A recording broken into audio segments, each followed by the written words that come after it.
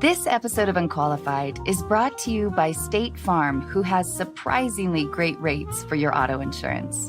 In 1999, my mom recorded me in our family room, delivering the lines for what I thought was a horror movie. My mom read the other roles, and I thought she gave a much better performance than I did. There was even a moment when I seriously considered not sending the tape because that would require a trip to the post office and an entire day's salary for postage. Not that I had a paying job. I was surprised when I received a phone call asking if I could audition in person. Then I realized that the casting director must have mixed up my tape with someone else's. I could have pointed out the error, but I'd never been to LA and wanted to go.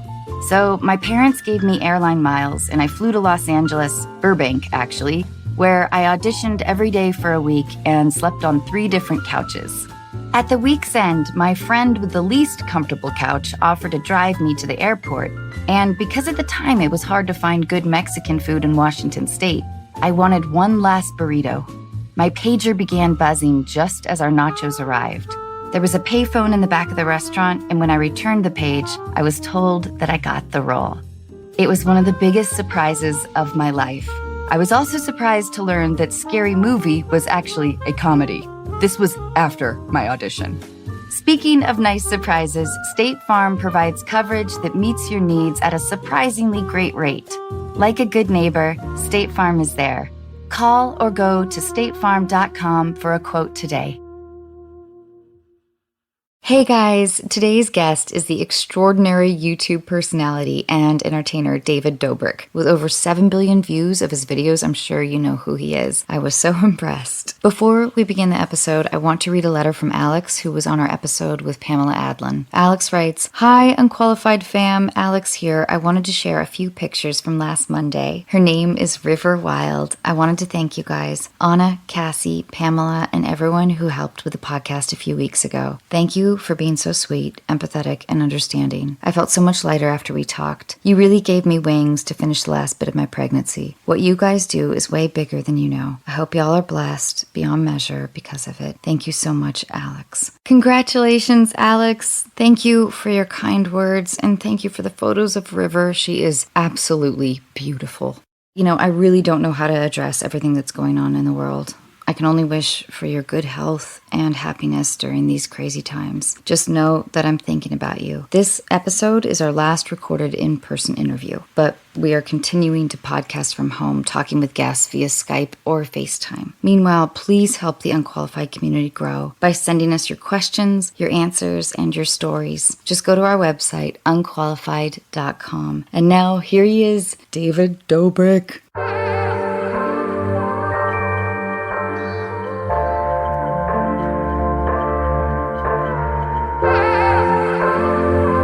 Ladies and gentlemen, you are listening to Unqualified with your host, Anna Faris.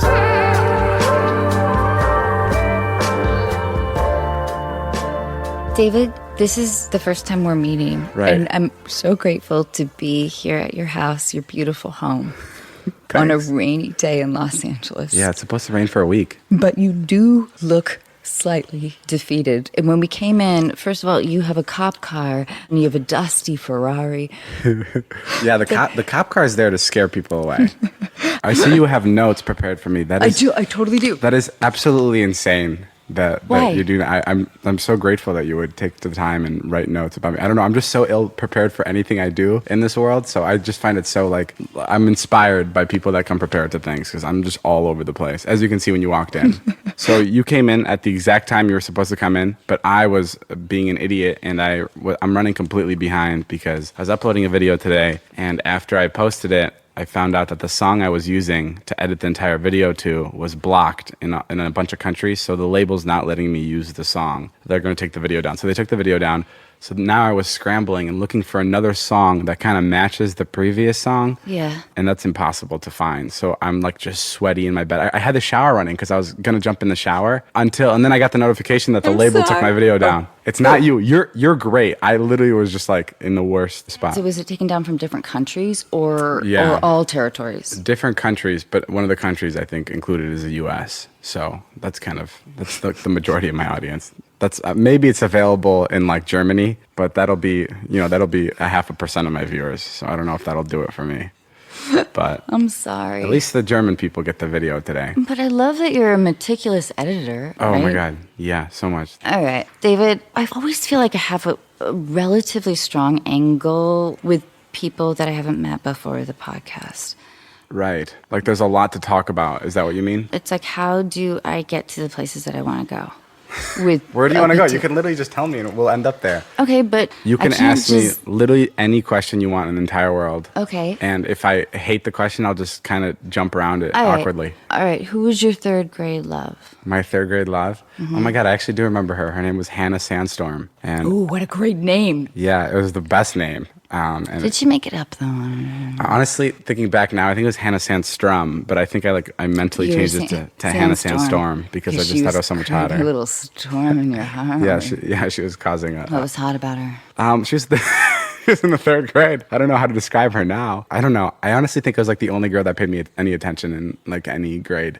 I had like the worst luck. Not luck. I didn't have anything with any girl. Why? I was like, I don't know. I had like these, when I first got glasses, I didn't realize that you can get like cool glasses. Like the ones I'm wearing right now, I feel like are pretty cool glasses. Totally. Well, thank you for that. No, but I got like Harry Potter glasses at the time because I didn't know that there was a cool way to look okay in glasses. So yeah, I just looked like a complete idiot. I looked like the biggest nerd ever. Yeah, I was like friends with all the girls. I was like everybody's gay best friend. I was everybody's gay, straight best friend. It's kind of what I was. That was the situation. And do you think that your friends would actually remember you like that? 100%. Oh my God, yeah. Even my assistant, Natalie, that's the only way she remembers me is that's exactly who I was. I was like this big, like, it's just like no, not big. I was a little loser in high school. Well, yeah, I remember my aunt once saying to me, like, oh, I remember you saying that you wanted to move to Hollywood and you were going to buy a limo. I was wearing headgear. You probably don't know what headgear is. No, yeah. Like for your teeth? Yeah. Oh, right. It's a 50-50 chance with me knowing something from like anything from longer than 10 years ago. Right. This time I knew. This is going to be an awesome adventure for me because I really need you. I was thinking on the way over, I really need you to give me an education about a few things. You have structure and like. Oh no, I don't have structure. That's why I'm so like jealous of people like in the traditional world because they have structure. I'm assuming when you do like anything with film or anything like that, you have so much structure, like you know what you're doing, like day in and day out. You have a schedule, but I don't have anything like that. That's true. Case in point, you walked in and my shower was running for the past 10 minutes and I was hoping to get in at one point. Oh, fuck, I'm sorry. But I just couldn't because there's no structure. Shower. No. I'm just, I'm not blaming anything on you. Hey, as we pulled up, how, on a scale of like 1 to 10, how grumpy are your neighbors with you? Fuck, who did you run into? Nope, it was just a vibe. Yeah, did you see any neighbors? Yeah, I meant just people like, you know. Well, look at you. This is on high alert. I clearly tapped into something. My neighbors. So I would say a 10. Half of them like me and the other half like just don't like me. And it's tough because fucking YouTubers get the worst rap. And it's like you can be a YouTuber that's literally curing cancer, but people hate YouTubers. What do you mean? Why do you say that? Because it's interesting to me. Go up to any of your friends and say, hey, I'm doing a podcast with a YouTuber. And they'll go, why the fuck are you stooping so low? It's because... What? Well, it's No, hold on. First of all, I don't have any friends. Second of all... You got it all wrong. I don't hang out with anybody. Yeah, like I wouldn't even know who to ask. And my friends don't even know what YouTube is. Right. But it's the fucking new format. So. Sure. The reason I think like YouTube... I mean, the reason I know YouTube gets such a bad rep is because it's not really a platform that's like... It's not like a NBC or a CBS where it's moderated by like execs and, you know, it's like they control what's posted and what's like put out there. Like on YouTube, anybody can upload and anybody can be a YouTuber. Therefore, anybody represents the whole, right? So like when one guy goes and uploads a video of him doing something extremely stupid and that's what the media picks up, then now all of the YouTubers like grouped in this are just dumb idiots and horrible people, which I totally get. And that's just like, that's kind of the negative side of being a YouTuber. Well, okay, I have 4 counter arguments. Right. With you specifically. Okay, go. Counter. Number 1, on a personal level, I feel like podcasting can be viewed the same way. So I'm with you, like sentiment-wise. Oh, yes. I think podcasting is like so like intellectual. Like no. 100%. What? The way I look at like podcasting is like having a conversation is a lot more intellectual. Oh, so does audio make you more nervous than maybe doing like... No, I love audio when I'm on somebody else's, but I hate it when I'm on my own podcast. I don't know what it is. I think it's because my co-host is Jason and it's only us two, and we see each other literally 24/7. And every time something fun does happen, we put in the videos. So then we're just like, okay, what new thing do we talk about on the podcast? He's the funniest guy I know, but we just can't, like, sometimes it's so hard to come up with like new stories to talk about that we haven't talked about already. When you were talking about like anybody can be a YouTuber, maybe technically that's true. But nobody can have like fucking 20 million followers, and because you have that intangible quality. Intangible quality. You know what I mean? That sounds like a positive thing. I appreciate it. Oh, it totally is. You know this. Like what you do with your humor and your accessibility, like at least the perception of accessibility. Yeah, that's part of the reason the neighbors don't like me is there's just too many people that show up. And I've said that so many times, like people shouldn't show up. And everybody that comes to the door has like a new excuse. And they're like, we flew in from Oregon. So then what happens? So then like, it's just really awkward. Please, like... One guy came to my door and it was like 11:30 at night, and it was two guys, and they're like in their late 20s, and they had a 6-pack of beers, and they're like, let's go drink, let's go get some beers, let's go out in town. I was like, and it's so crazy because they think they know you because they watch these videos, and it's not like that at all. Right. And it's such an awkward thing to like be like, hey, thanks for whatever supporting me, but at the same time, please like support my privacy. Has your extreme fame then like it has shifted your personality? Do you find yourself in more guarded or like building up the barriers? Because I feel that way. They don't go to my house, but they just come up to me at Ralph's when I'm buying Pop Secret. What do you like in a girl? In a girl? That pivot. Pretty good, right? What do you like in a girl? What do I like in a girl?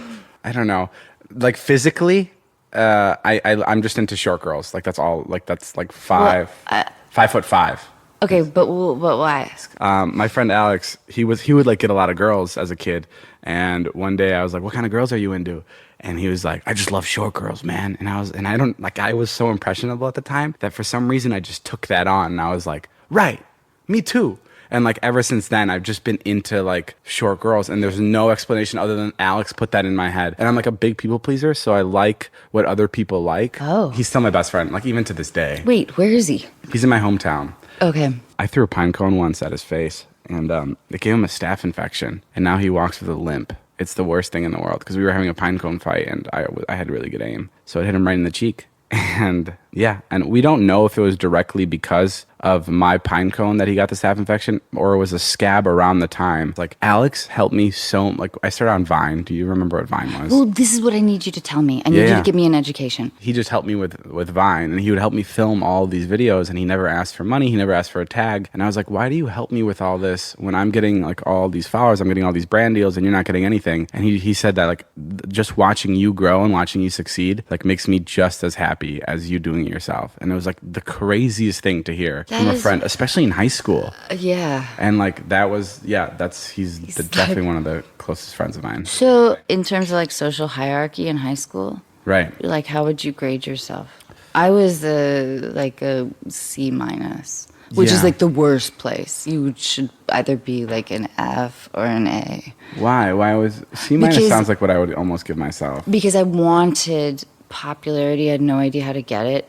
So I was in that limbo. At least if you're an F, you're making a decision. But what group were you in? Like, what were the kids you hung out with? Like stoners? Like drama kids. Drama kids. Yeah. Right. Yeah. Did you go to your high school reunion? I love it that you asked that. I went to my 20th. Oh my God. What is that like? It was kind of boring.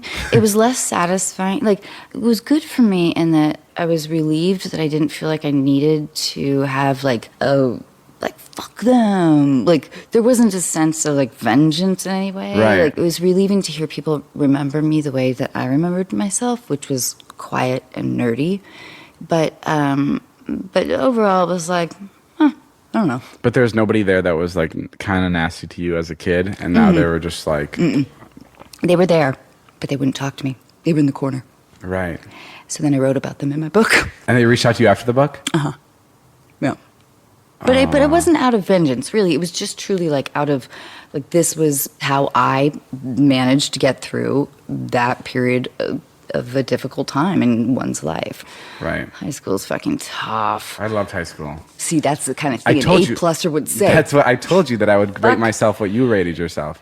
I'd be a B. But no. I'd be a B. No, because you were that kind of popular that everyone liked. No. That everyone liked. You could have been ASB president. I don't know what ASB president is. Just the president of the grade or of the class? I guess so. No, Didn't they have like... They did, and that was one girl who was like the most like incredible person ever. Her name was Grace Ferrello. She was like in the theater group, and she was just like, everyone was like, that is like the perfect definition of a human being. She was involved in everything. She was good at acting. She was good at singing. She was just like, everything she did was like so perfect, and she was like the perfect student. Grace, please message me on Facebook if you're hearing this. I would love to catch up, see what you're up to. Oh my gosh. She was the best. But where were we? I was trying to dig into your heartbreak life. I mean, what do you want to know about my heartbreak? Your biggest heartbreak. My biggest heartbreak is definitely, I've only had 2 relationships, and one relationship was with my next door neighbor for a month. So that wasn't that exciting. The other one was I dated someone for 2 years, and I think that was like the most serious relationship I've ever been in. Yeah. As I was asking you this question, I was looking up at your skin. Oh yeah, that's rough. What's that?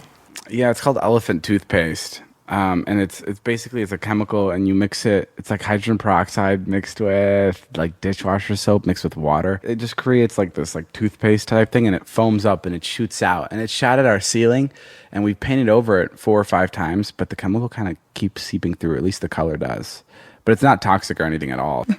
You can do a pass on this. But why? What age did you lose your virginity? 17. Okay. Did that have an emotional impact? Like, did you feel like you fell in love with said person? Not at all. Wait, what do you mean? Because I didn't lose my virginity to the person I was dating. Okay, but it didn't make you love that person more, like suddenly like you're in love with somebody because you like felt like the inside of a vagina. No, not at all. I never wanted to come back.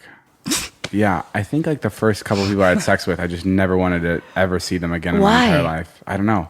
Like it just felt like... I was just like, let's not see each other anymore. Do you think you had like higher expectations of the experience? 100%. Yeah, the first time I had sex, I remember going back to my friends, I was like, dude, I'm either doing it wrong or just not that fucking cool. Like, this may be too much information, but like at the time especially, I was like, masturbating is so much better because no one knows you more than you. Why the fuck would you want anybody else to do it? Especially when you can watch porn and you can, you can watch it in any language. You can have any type of person. You can even have a fucking cartoon if you want. I was like, why am I traveling? Why am I using gas to go 40 minutes to meet up with this girl I met on Tinder? What cartoon turns you on? I've never watched any cartoon porn. I've watched it like as for fun. Like there's like Scooby-Doo porn where like Velma will have sex with Scooby. I don't actually watch it, but I just know of it. And then there's porn where like it's like the Flintstones. There's a lot you can find on Pornhub. It's actually pretty amusing. I don't know if I can. I don't know. Sorry. Is it that amusing? Is it amusing enough to be like? No, it is. It's so funny. Like Pornhub is like YouTube. It has like its own. There's a guy on Pornhub that just makes videos that are parodies. So it'll be like, stepsister walks in, needs help with her homework, so I helped her. And it's literally just him sitting there and doing the homework with her, nothing sexual. Okay, David, here is what my assistant wrote up about you. I'm 23. I was born on July 23rd, 1996 in Slovakia. Okay. It says I got early success on Vine. That is true. Okay, but wait, I want to back up. Why did your parents emigrate? The cliche, like to find a better life. Sure, but why Illinois? My dad first went to New York. Yeah.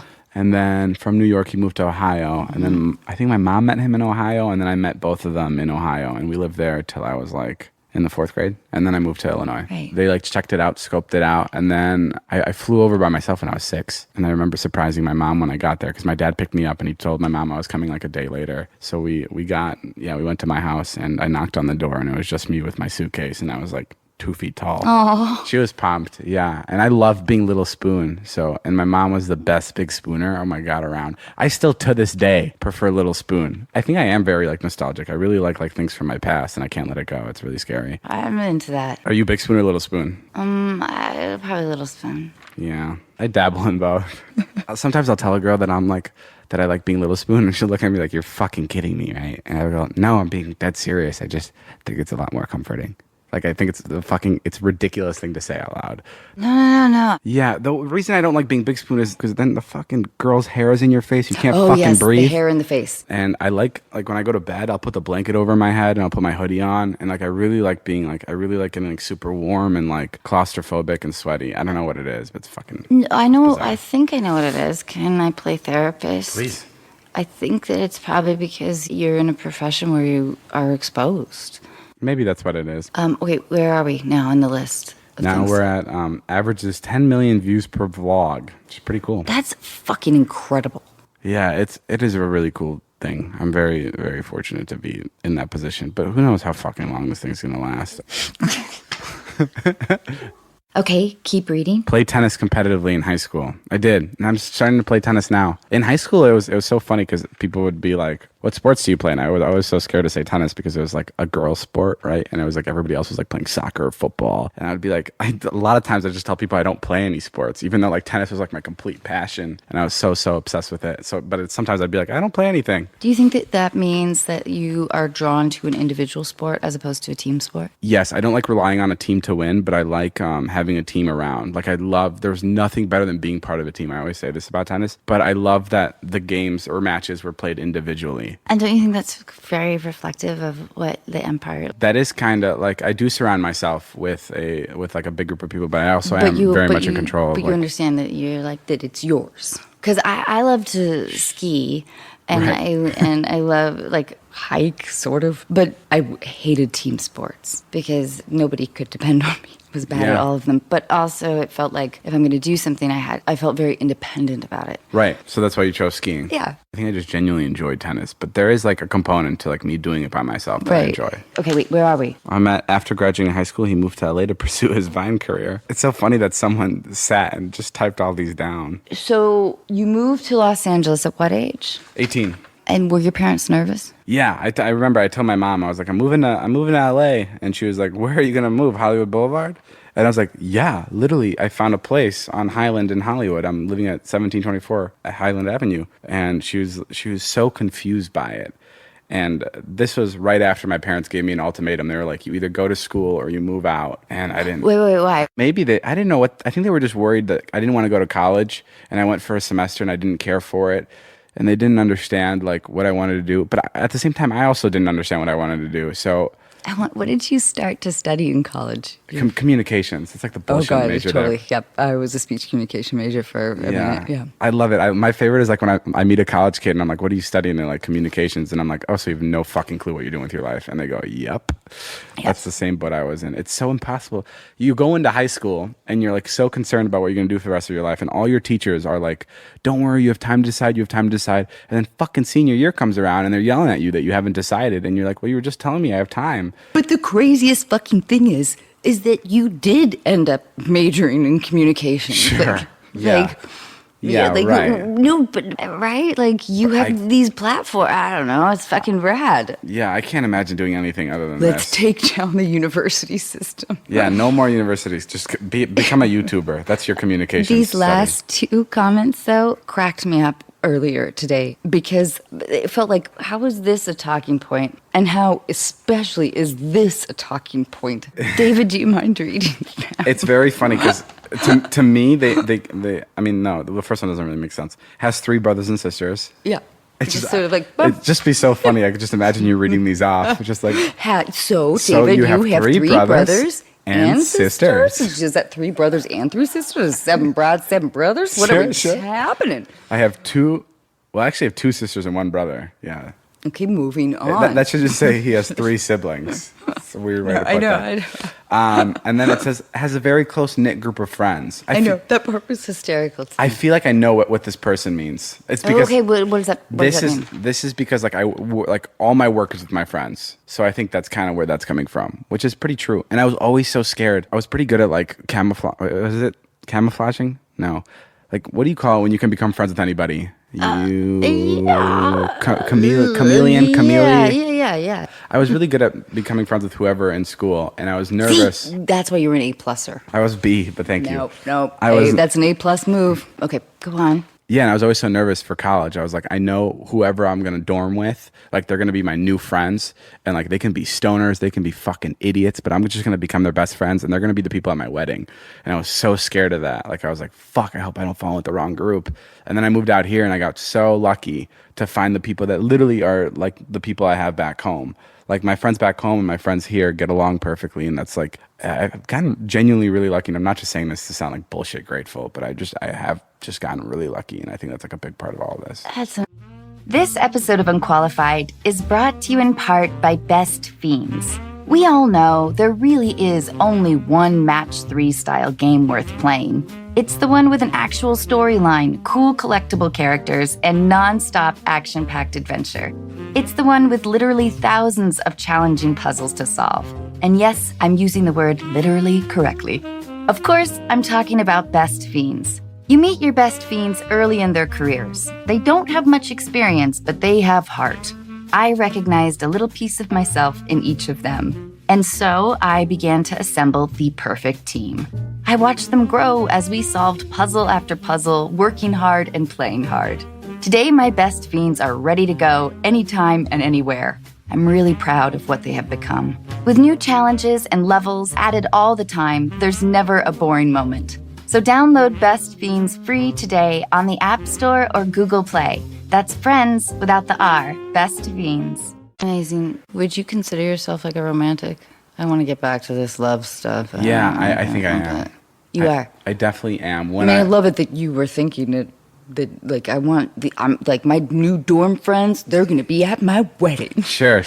Yeah, I guess that's a weird way to think about it. No, it's an awesome way to think about it. I think why I think about my wedding day is because I'm so nervous about my family being there. Right. Like I never went to prom or any dance because the part that terrified me the most was when your family comes and takes pictures of you with all the other families. And I was always so embarrassed and nervous to have my family interact with the other families and interact with my date. I think my parents were just like foreign, and I was like this like kid that was like, oh, I'm not foreign, I'm from America. And like I was like trying to find my like footing in this whole thing, and I was like kind of like shy and like awkward around them. I don't know. I was just being a stupid fucking teenager. I mean, I think we also don't realize, like, because we're so self-involved at that age specifically, but that everybody's parents embarrass them. Like, right. Yeah. 100%. Yeah. But I think my parents would embarrass me more than the normal mob, which I think every kid thinks. But I love it that you're like, I'm going to get married. Yeah, that's... And what are your feelings now in LA? Like, do you believe in the idea of marriage? This is a good topic to talk about with Jason. Oh, with Jason, not with you? Well, because Jason... Should I wait for Jason? Jason's been married. Okay. Do I think marriage is like a thing? Yeah, 100%. I still think people can get away with it and be happily married. I think it's a lot tougher, especially with social media, because you always see what you want, what you can't have, and like other things. And I think that's why there's a lot more marriages that don't work out now than I think before. I don't know if that's a fact. I just made that up. I don't know. Maybe divorce is easier. But wait, earlier on, the only thing that you liked about ladies was that they were short. Yeah. What else? That's all you're going to give us? A sense of humor. Okay. I like, what's really important to me is somebody that can hang out with my friends without me being around. Like someone that my friends like, or someone that can like hold a conversation, or if we go to a party, they can go like do their own thing and they can kill it. Right. I don't even care if they're like clingy to me. That's almost not like I'm saying, like if a stranger, like we're at a party, they can be clinging on to me the entire time. I don't really care about that. But like if someone comes up to them and starts asking them questions like, hey, Olivia, what are you up to? You know, someone that can hold their own in a conversation. Your friends all really seem to like me. Sure. Yeah, well, we got to put you through the test. We'll see what Jason thinks about you. Okay, wait. So can I give you deal breakers? Yeah, what's a deal breaker? Like in girls? Yeah. Oh, this is fun. Yeah, 100% go. Okay. You're dating a girl you really like, then she asks you to her high school prom. Is this like a current situation? Yeah, that's a deal breaker. Okay. Yeah. She's 18 though. Jesus. No, I couldn't date a high schooler. Okay. Even if they were 19. maybe if they were 20. Yeah, well, maybe she's so smart that she did her own schooling and now she wants to go back just to see how the rest of the people did it. I'm sure. Yeah. Okay, so she has 4 parrots and she mouth feeds them seeds. Deal breaker. Yeah, I'm not good with pets. It was immediate. Yeah, I'm allergic to most pets. Parrots? I would assume Feathers? so. If I'm not allergic to the feathers, I'm allergic to how annoying they are. We're sitting on like piles of... We are, but I don't think these are real feathers. I think they're just like... Probably not, but... Right. don't know. It's just a bunch of I parrots. just don't know if I'm buying this. No, trust me, I'm not good with animals. Wait. Not good with your girlfriend having animals? Both. Okay. Yeah, that's really sad because I know so many like a lot of talking points for like a girl, like even on a first date will be like the dog she loves, and like a lot of times I'll be like, oh yeah, I love dogs, and I'll be like, show me a picture, even though like I'll be like, I know the second I see this dog, I'm gonna fucking start getting all itchy. Okay, all right. So parrots are out. Okay, she tells you she doesn't really know who you are, Right. but then the first time you guys are intimate, you notice like a tattoo. Fuck that. Yeah. A tattoo of you or like of me?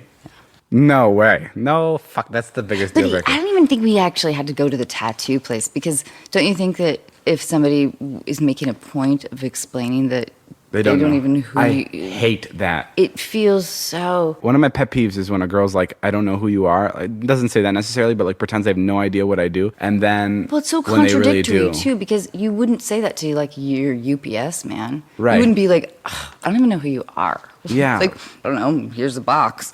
I don't know But it's where- like saying that is confirmation that you're being weirdly, unimaginably proactive in like. I don't know what it Proving is. some point that you're not impressed or whatever it is, but it feels uncreative. There's nothing cool about someone going, I have no idea who you are. It's so cool when someone can like, especially a girl, when a girl can acknowledge like what you do and say confidently that she loves your stuff and she's not like insecure about the fact that she's coming off as a fan. Like that is the coolest thing to me. Like when someone goes like, I love all your videos. Yes, You're so yeah. great. And like can still be like completely normal around me Yeah. and not feel insecure. Like that's the coolest. Well, and also like when somebody says like I didn't even know who you are, like until whatever. For me, it's like until my mom told me. Right. Whatever. But, yeah, that's But even that is making the assumption that this elevated status that feels unworthy. Like, what does that mean? Who you are? Yeah, to add to that, I also hate when people come up and ask for a picture and they go, I have no idea who you are. My girlfriend's such a big fan. Oh, that's what guys always do. They I pull know. that move. It's always frat guys like, I don't know who you are, man, but my girlfriend. My girlfriend fucking loves you, Yes. dude. Like, even if you genuinely have absolutely no idea who I am, don't say that. It's just like... Totally. You don't need to put me down to take a picture with me. You can Right. ask me in like in a normal way. Like, just be like, hey, let's take a pic. I'd be like, cool. But I guess the messaging is really like, you intimidate me. And I'm nervous to ask this Right, question, so I right. gotta like throw it to my gal or Yeah. whatever, who's probably not his gal. Amen. Okay, wait. She makes you a salad. Deal breaker. I would never eat a salad. Okay. She makes you oatmeal cookies. Oh. And no? I hate oatmeal cookies too. Just say chocolate chip cookies. I know No. where you're going. Okay, wait. Where do you think I'm going? Jason just walked right in. Jason, where have you been? I had to go sign some forms for my son's dentist. You're the one who's supposed to be educating me about all kinds of things. She's pointing at the wall. More Yeah. than happy to sit on this huge podcast. Yeah, get on this bitch. Yeah, come on, Jason, please Okay. do. Jason and David, these are deal breakers. After a few months of dating, she asks if you can help her out with her rent because she's a little short this month. That's not a deal breaker. Yeah, I've been through a deal breaker. I can't. I'm too nice. That's like my main problem in life, I've realized. Yeah. I'm the type of person that would like, yeah, of course, I'll do everything. No, I can't. That's done. Yeah. Wait, you were so easy with that. No, I don't know. That's I don't think I've gone You're through that generous. yet. No, I haven't experienced that, but I know Jason has experienced it Right, a couple right. times. So I don't know how Jason gets himself in those situations where he's paying for people's rent. But no, I feel like if I went through it, I'd have a different outlook on it. But right now, I'd be like, well, if I really, really love somebody and they need help with rent, I guess why not? Do you think that if you were dating somebody, like how much weight do you think you could put in your friend's opinion of a person that you're dating? That's all I think about. If my friend doesn't like a person I'm hanging out with, it's What? fucking game over. So of course you want to have a girl that can hang with your Yeah. but without. I trust my friends with my life. So if they don't approve of somebody that I'm seeing, there's no fucking way I'm doing I that. guess we can go back to page 1 where it says has a very close group of friends. So it's over there. Oh shit. Yeah, page 1 has a very Yes, close knit I group guess, of friends. Yeah, true. David's really funny too. He's the type of person that will tell you everything about what's going on and the girl he met and yeah, big time. And he'll run through everything. He's Fuck, an it must be open hard book. to date you then. Like, do you get into arguments with girls that you date all the time? Because I would think that'd be really hard to be like, I don't know if Jason likes me. Oh Like, no! or- I mean, You're big on getting opinions. What? Like even for his videos, he's really big on like a delivery guy came in the other day and he was editing something and he brought him over and like sat him down to watch the video. He's really big on opinions. Yeah, opinions are important to me. Even when I'm like at a restaurant, like I'll go to a restaurant and I'll absolutely hate it. I think it'd be horrible. This has happened to me so many times I can't even tell you. Where I'll hate the restaurant, but the one person I'm with will go, "This is my favorite restaurant," and I go, "Oh, really?" And then the next day I'll bring back 5 of my friends because now I will think that this is the best restaurant in the world, and now I'll have to show them because I'll be like, "Well, if I don't like it, I'm sure other people will like it." David, this is a complicated story. I mean, that's a complicated analogy for multiple reasons. Right. Number one, how many restaurants in Los Angeles do you hate? Like, there's like 3. There's like 3 I'm not a fan of. I don't chain restaurants. No. I love chain restaurants. I don't like seafood, so like anything sushi related. Well, actually, I just found out about shishito peppers. I'm fucking all over shishito peppers. So if they serve those, I'm good. Okay, I gotcha. But I take that back. I actually don't hate any restaurant because the restaurants I hated now I found out do serve shishito peppers. I used to work with this woman and she brought us all to a restaurant to eat. It was the Petit Hermitage. I think that's what it was called. It's like have you been there? It's like a really old type of hotel restaurant. Yeah, it's really romantic, right? Yeah, you've been there. We have been there. We've stayed there, I guess. Yeah. Probably like a month ago, I think. Yes. Yeah. Yeah. It's like an old place. Anyway, she loved it. The person I was working with loved it, like absolutely loved it. I fucking hated it. I was like, this is so outdated. Like, this is just so uncomfortable. You can't sleep in these rooms. But then the next week, I brought my girlfriend there for like, I think it was like a 1-year anniversary or something. I brought her to stay there because I knew she'd love it. Well, that's really sweet because it is. But I don't even do it to be sweet. I just do it because I'm just like, she must love this. Like if another human loved it and they're like, and it was an older woman that liked it. So I'm like, oh wow, so she's like intellectual. She's experienced. So maybe my younger girlfriend So this is about you questioning your own opinion and your own judgment? Yeah, my own judgment is very much clouded by the people around me. You're not a magnanimous person. It's like you are like, maybe I'm wrong. Right.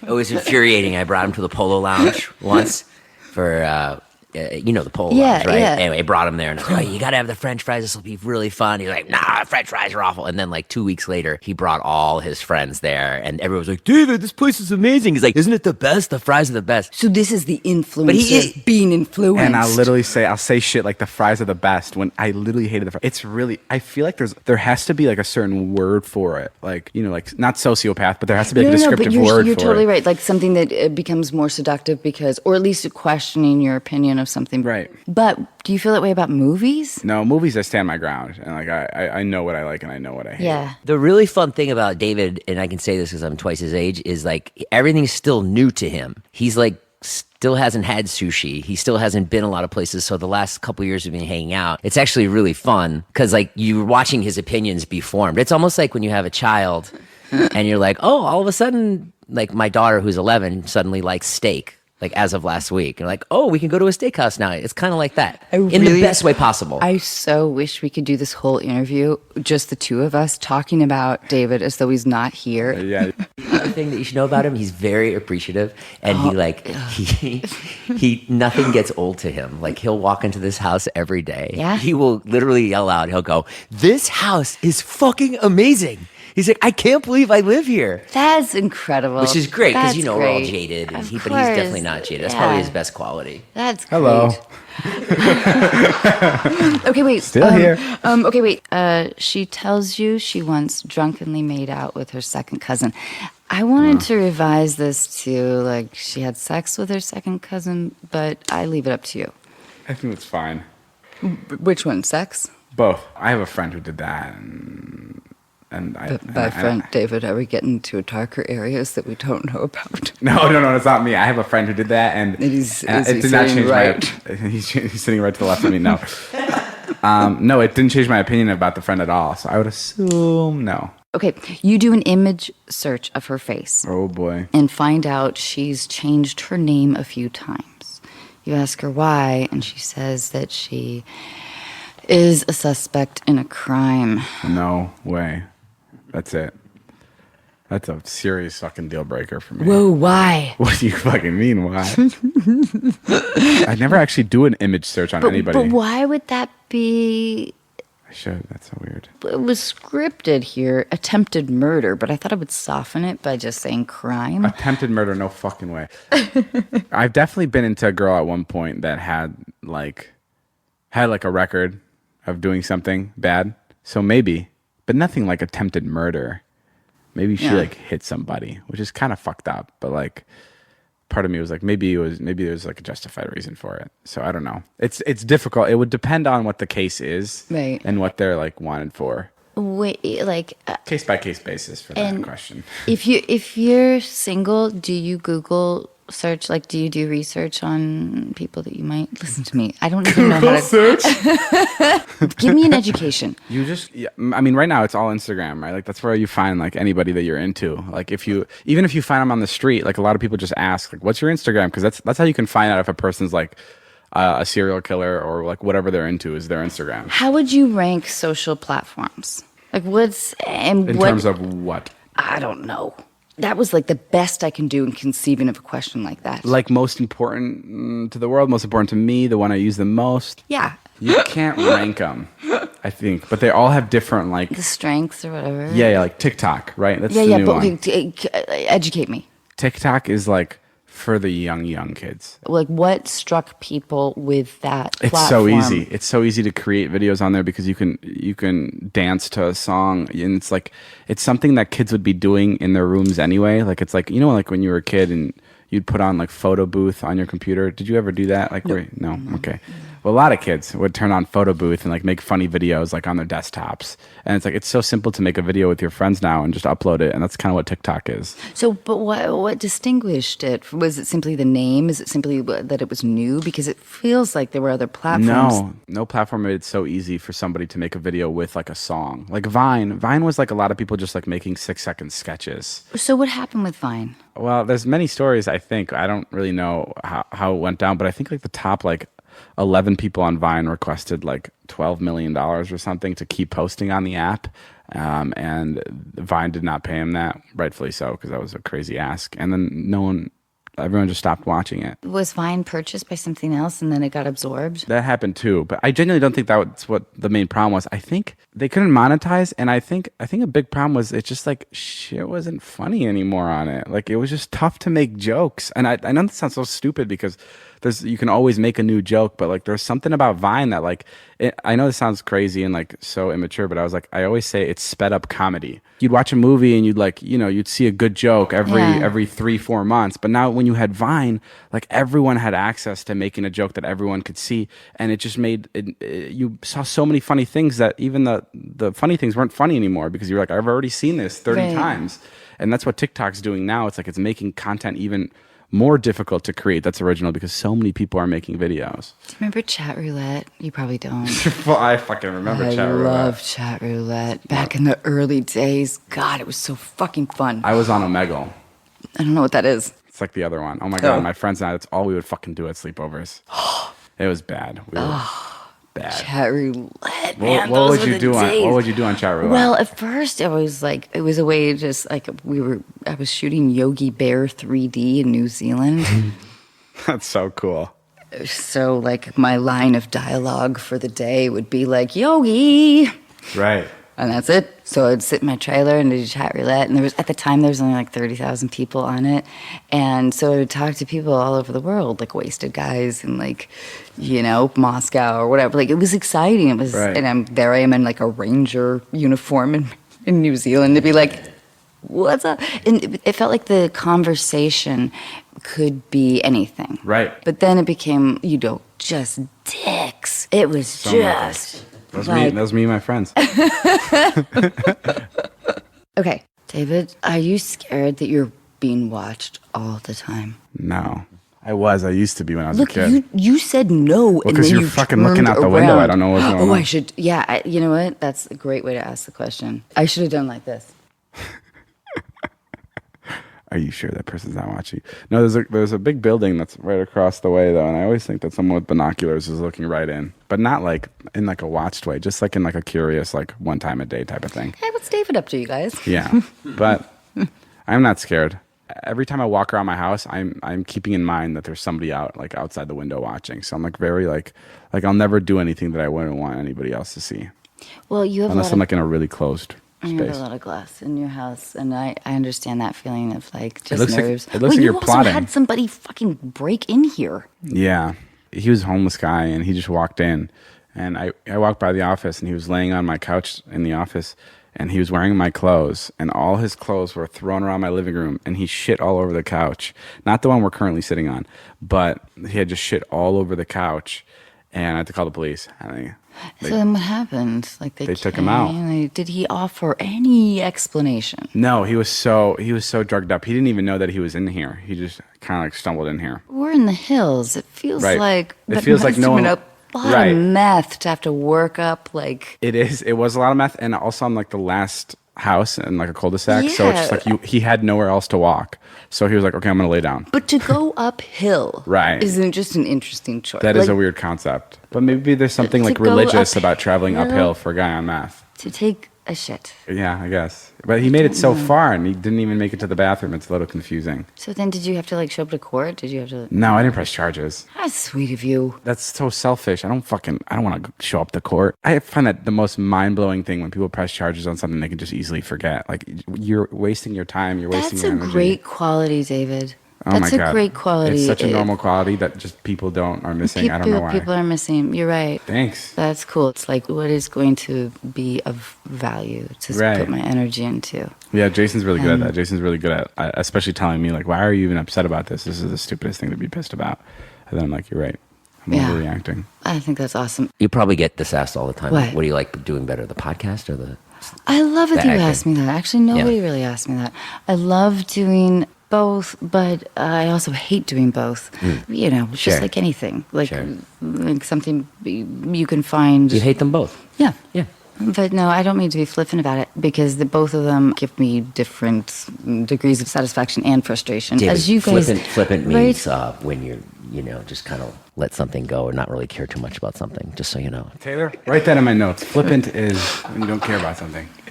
Jason, I didn't know whether I should like respond to like, oh, is this like an inside thing? Like we rib David about things he doesn't know. Yes, we tease him about words sometimes that he doesn't know. That's all. Madagascar. I know that one. That's just a place, right? Or is there something more to it that I'm not familiar with? It's a movie with Ben Stiller and David Schwimmer. I know the zebra. Wait, David, do you have geography skill? I'm supposed to be asking you. He's good at states. Yeah, I'm good. I'm good at geography. Wait, you said that with a lot of swagger. Yeah, give me a state. I can get like 20 of the states right. So. You mean just states' names or capitals? No, capitals. You were looking at me like, of course, capitals. Like, Well, yeah, I mean, I can name all the states. Okay, let's go Vermont. Vermont. Is that Richmond? Wow.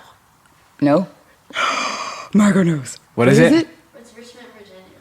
Richmond, Virginia. Oh, that's the capital of Virginia. I know the capitals. I just don't know how they match up with the states. Thanks for having me on the state capitals portion of the podcast. Oh, I'm so happy. Thank you so much for educating us. Yeah, I studied with Jason about 30 minutes before you got here.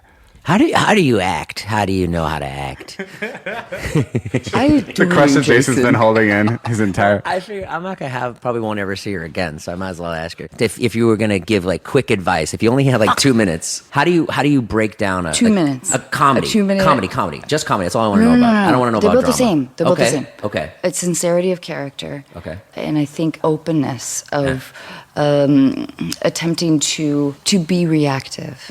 I think it's like the strive to be reactive. I'll be in my bed tonight, just looking at the ceiling with the covers, going, "Strive to be reactive." What did she mean? All right, remember how you told me earlier I could ask you anything? Go. Okay. To whom would you most like to apologize and why? To whom would I like to apologize? Oh, definitely my parents. 100% my parents. For what? I was just, I still am like the toughest like kid to have. I don't know. Why do you say that though?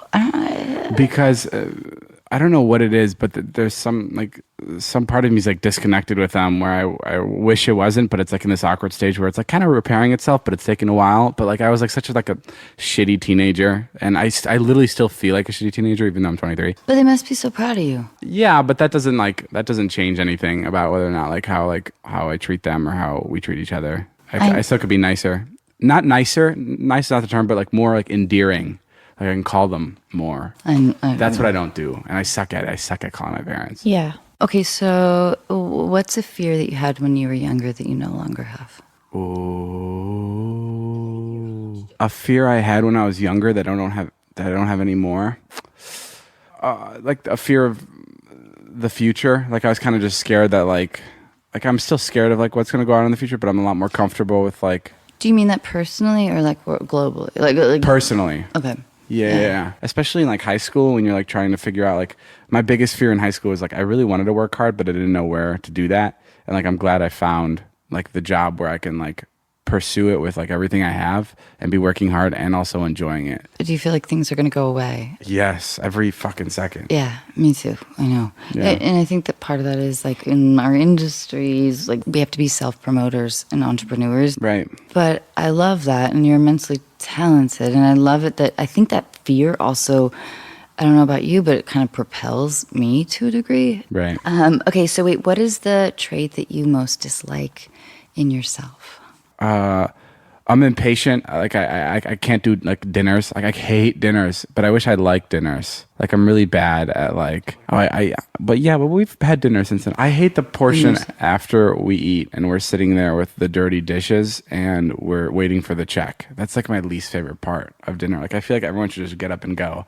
I wish I enjoyed that moment more and like hung out. Okay, the trait you dislike most in yourself is the period between. Not most. This is the one I can think of currently, but I'm sure there's more. Let's think of something else. Truly, the period between when the plates haven't been cleared and the check. Jay, what is it? What is it that He's impatient.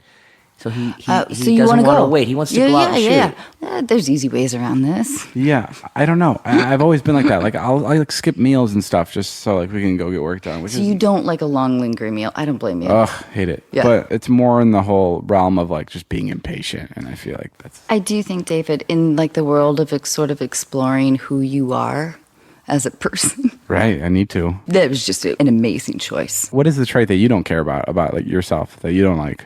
I don't like my narcissism, which is combined with my obsession, I guess, that feels very self-involved. And like having to remind myself that people don't care about what I'm doing as much as I think they are. But don't you need your narcissism to get you where you are? I think that is a struggle. That's a great point, Jason. But thank you. But I think like the idea that like, oh, people must be obsessing about this. Right. When it's like, no, everybody has their own shit.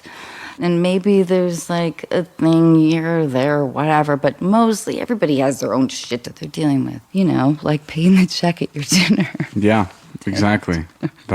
And I never pay the check either. I'm the worst. I don't have a credit card. Oh. So I'm always Venmoing people. I'm the worst person to go out to dinner with. It's a complete mess. But like fast food, Taco Bell, like all that, I'll hit up anytime, and I'll pay for you because I'll bring cash. Are you good at tricking people? I guess, yeah. Yeah, you're really good at tricking people. What are you talking about? Is it like genuinely just tricking people? Because I'm pretty good at just tricking people. Yeah, but does an emotional reaction jar you? Like, have I ever done anything that's like seriously upset somebody where I have to think twice about what I just did? Yeah. Yeah, 100%. That's why I try to avoid that. If I ever feel like we're like duping somebody or like tricking somebody that isn't even our friend, like, yeah, I guess I don't know how to explain it. We definitely stay away from stuff like that.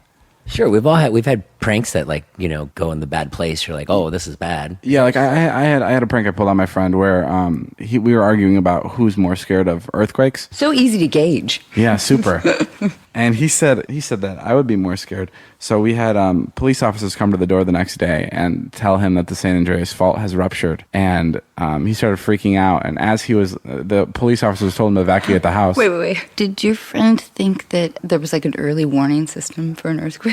Well, he thought that's what it was. It was like a door-to-door, like police officer Sure. Like cops on the street. Amazing. And then when he left the house, hysterical. there were 30, 40 extras like outside packing their cars to make it look like they were the families leaving their homes. And there was like a woman with like a baby. And it was very believable that the world was ending. And I remember it hurt him so bad that the next day I had to call his parents. I had to call his mom and dad individually, and I had to apologize, and I had to call him to apologize because it was just like, it was so out of line, and it really, really screwed with everybody. Which was like a moment where I was like, okay, maybe I should take a step back from fucking with people's phobias or whatever it was at the time for him, even though he tested me. David, I'm taking a long pause. Why? Because I think your friend needs to fucking man up. Oh, he thinks it's funny now. Just at the time, it was like very much like, that was like the worst thing that you could have joked around with him. But yeah.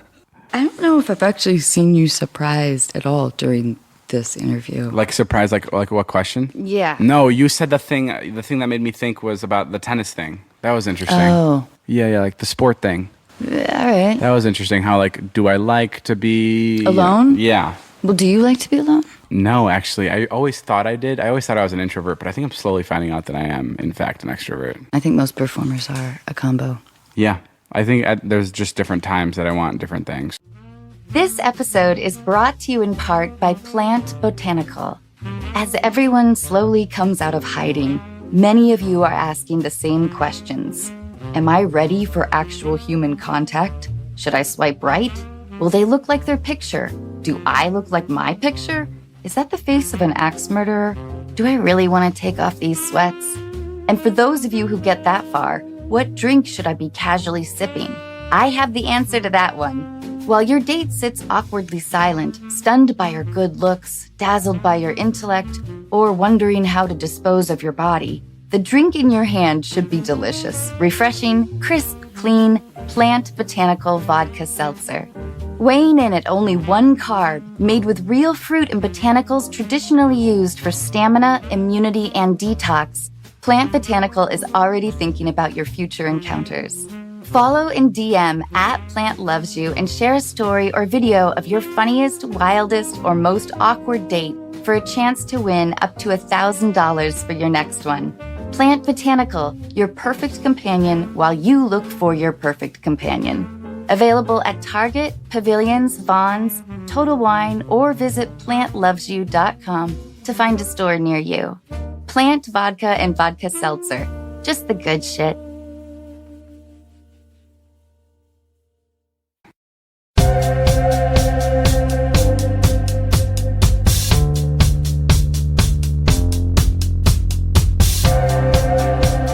Okay, we're gonna call some strangers now and give them some unqualified advice. Are you ready? I'm the most unqualified, so I'm perfect. We're calling Amy. Okay, let it rip. Hello? Hi, is this Amy? Yes, it is. Hey, Amy, it's Anna. Hi, Anna. Hi, I'm here with David Dobrik and his friend Jason. Hi, Amy. Hi. Hey, Amy, will you tell us what's going on? Yeah, so I'm kind of in the in-between of dating this guy. We've been best friends since we were like 5 years old. We went to school together. He was like my first kiss in kindergarten. And we kind of tried dating in high school, and it kind of seemed like it'd be like a childhood sweetheart kind of situation. And then it kind of just fizzled out because, you know, once you go to college, like life gets busy. And so we're both out of college, and we are kind of like thinking about dating again. But I'm really scared because he's like my best friend, and I'm kind of wondering like how to really like overcome my fear of losing the friendship and still have like a meaningful relationship dating him. Well, it sounds like on the page, like this would be a perfect relationship because you guys have known each other for so long and you get along. But I think just simply because if he's like flirting with you and you have this question, it feels to me it's a little bit more about maybe you're not as attracted to him. Like it just doesn't seem like it's Cinderella's shoe. I mean, the friendship thing aside, what would be your bigger hesitation? I mean, we get along great as friends, but our personalities are like polar opposites And I just don't know always how well that would go with us, just because, I mean, as friends, it's fine, but sometimes there's times in a relationship where, you know, like, I need more stability, whereas he likes to, like, travel the whole country and just pick up on a whim. But, you know, like, I have a serious job and can't always do that. And so I do feel like if something were to work out, I would lose that friendship, and, you know, I'd be devastated by that. Amy, it feels like the timing just might not be right, because otherwise it would feel like an easier decision. Have you had this conversation with him? We kind of had, and he's really nonchalant and, you know, sure that nothing's going to happen and it's going to be totally fine. But I do feel like sometimes he doesn't understand that, like, I do have a career and a house, and that's sometimes hard to just drop my things and just go on a whim wherever he'd like. Okay, that brings up two questions. One, are you feeling external pressure or internal pressure to be in a relationship? And two, are you a little bit further in your progression of life than he is? I do feel like there's external pressure. I definitely feel like I'm from like a family where you're supposed to be in a relationship, and I think that adds a lot of pressure, even though it really shouldn't. And then I do feel like I am a little further along in life stages. Like, I've been blessed with an amazing career. I own a house. I, you know, have like everything to do my hobbies. But I think he's still in like a little bit of that soul searching, just got out of college party stage, and that is hard because there can be a disconnect at times. Amy, I feel like you guys should hang out, have fun. I agree. Like, he's also 23, 22? He's 24. 24, yeah. But I mean, essentially the same. Right, yeah. It sounds like you guys are basically both at, I mean, he's at a different point where he's still figuring himself out, and it's not going to help him figure himself out if he's figuring out things with you. And then I feel like that'll get in the way and it'll just kind of complicate things. So once he's got it, and once you got it and the timing is right, it'll happen. And Amy, I do think that a lot of times we, like, an easy solution to like the pressure to getting your life together is to be in a relationship. That feels like, oh, okay, well, at least I checked that part off the list. I know I have done that. Because it feels like sort of the easiest path to sort of the bridge to adulthood. Right. But I feel like you would know if this sat right with you, you know? Yeah. Because especially like early 20s, man, it's such a time of transition. Everyone's trying to figure shit out. I don't think that you should necessarily be in a relationship, especially when it sounds like you may be a little more advanced in... I was asking David earlier if it would be a deal breaker if a girl he was dating would ask for like rent or something. And he was like, no, immediately. And Jason was like, fuck that. Like, I've already been like robbed. This guy's only going to disappoint you, Amy. That's my gut on this. And don't set yourself up for Amy, a big loss here. Yes. You have two people of a different generation that are giving you advice. That's my advice. I agree with these guys. Just remain friends with them and keep. Sounds like you're doing awesome in your life, so stay with that. And I don't know, it doesn't sound like you want to take someone else on who hasn't figured themselves out yet. Yeah. And I think the trap that we fall into as I don't know, women is like we get into a pattern of caretaking, of like like a good nurture, like, oh my God, you're home from work, I made chicken pot pie, let's look watch this thing and I'll take care of you. And then a dude is like, yeah, I'm into this. That was me. I was married for a long time, and I hadn't figured myself out yet. And I was on the couch going, "Where's my pot pie?" and then ultimately I got divorced. And I put her through a lot of like pain because I didn't have my shit together. So I'd hate for that to happen to Amy. What an incredibly open thing to say. Thank you so much. But Amy, I think you can articulate just the idea of like, I adore you, I love spending time with you, and I want to hang out with you. To me, it sounds like you're feeling the societal pressure to be in a relationship, and this feels a little bit like, oh, this is a natural fit because we've been friends for so long. But I wouldn't rush into it for those reasons. It sounds like you have everything, and you're like, I want to build a pool as well. And maybe, it's got to be the right time to build a pool. Right, Dave? You've been trying to... Yeah, right now it's the winter time. You know what it is? It's actually the fall. You're building a pool in the fall, and you forgot that winter's around the corner. So maybe wait for winter to pass, start building it in the spring, and then enjoy your summer. Whoa, David! That was a great analogy. And don't forget that there's nothing wrong with like taking time and letting time go by. You don't have to rush into anything. Just let a few months go by, see how you feel. Yeah. But Amy, I know it's so easy for us to all say this, but I do understand, like, it's different for women. Like, we get this weird pressure to, like, have that shit checked off. Yeah. And I think when your heart and your gut is, like, in a total flurry over somebody, you'll know it. Don't build a pool now. Get a membership at the Y. Okay, I think I've killed it with the analogies. I don't think we have to try to top me here. It was a pretty good analogy. Do your parents and his parents get along? It's like they're a whole community situation. They do. I think they've been planning our wedding since we were in elementary school. There we go. Okay, Amy. Yes, this is a no-go. Because imagine, like, your first fight, you can't go to your mom. You can't break up an engagement when those two ladies are, like, planning your wedding and working themselves up into a frenzy. Yeah.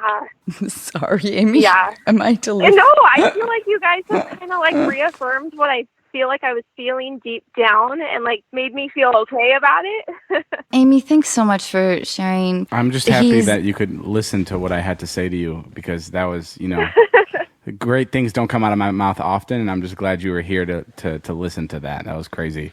I witnessed the pool analogy. It was great. You were here for that moment. Hey, Amy, thank you. Please keep in touch. I love you. Thank you so much.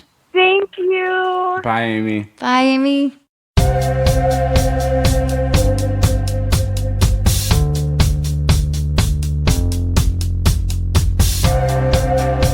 David, do you have a joke in your back pocket that you feel like telling us? Yeah. Did you hear about the guy who got his whole left side chat off? He's all right now. I like it. Pretty good, huh? Yeah. Thank you. That's the only joke I have, and I that's really all. like it, and you sure had that ready to pull out. I loved it. It looked like you prepped me for that segment, but no, I'm always ready with that one. Hey, thank you so much, David. Thank you for having me. Thank you, Jason Nash, for joining us. Jason, thank you. Always a pleasure, Anna.